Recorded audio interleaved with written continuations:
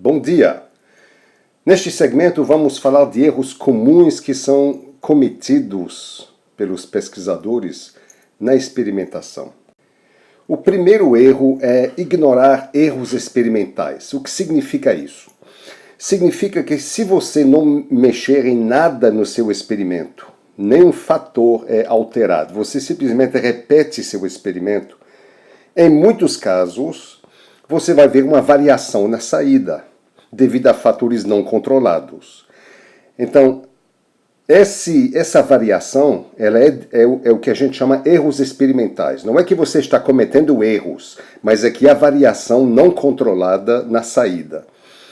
Então, quando você agora varia seus fatores e você vê que tem uma variação na saída, tem que lembrar que a variação na saída é devida tanto aos fatores que foram alterados, quanto aos erros experimentais, e tem que saber diferenciar entre os dois.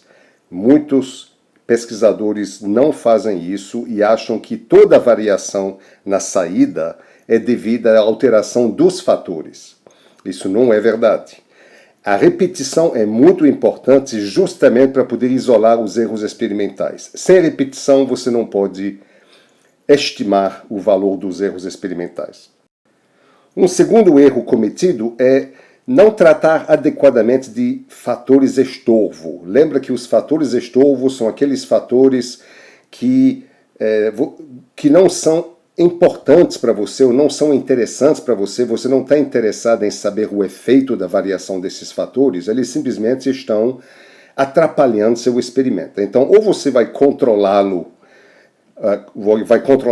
ou controlar um ou mais deles usando o que a gente chama blocagem, ou então você vai ter que usar randomização para poder tratar dos fatores que a gente chama fatores ruído, noise factors.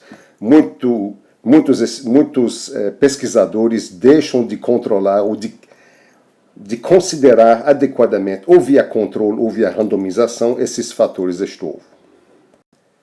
Terceiro é não randomizar. Não randomizar, o que significa que os noise factors podem causar variações que você não vai poder cancelar devido à falta de randomização. O quarto erro, e são vários sub-erros, digamos, nessa classe de erros, é usar um design errado por vários motivos. Por exemplo, não calcular o efeito dos fatores. Idealmente, quando você faz um experimento, você vai alterar fatores, você quer calcular qual é o efeito de cada fator individualmente, isoladamente. A gente chama isso os efeitos principais, main effects, são os efeitos associados ou atribuíveis a cada um dos fatores individualmente. Isso muitas vezes não é feito pelo pesquisador, tipicamente porque ele não sabe fazer, precisa se treinar um pouco mais na questão de design de experimentos. Muitos pesquisadores gostam de usar o design fatorial simples, que é aquele em que você varia cada fator individualmente sem mexer nos demais. Mas isso não é um bom design, como a gente já viu, porque com esse design você não pode avaliar as interações entre os fatores. Então, isso é um design errado que só deve ser usado assim quando você tem absoluta certeza que não tem interação entre fatores e normalmente você não sabe disso. Então, não use esse design. Muitas vezes o design que é usado requer esforço demais. Você poderia obter a mesma informação com muito menos tratamentos, muito menos ensaios, ao usar um design diferente. Isso é um erro comum.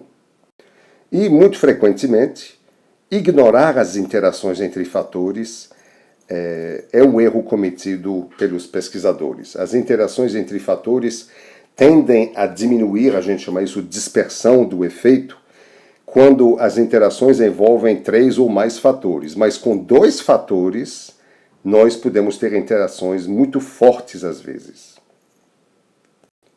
Muito obrigado.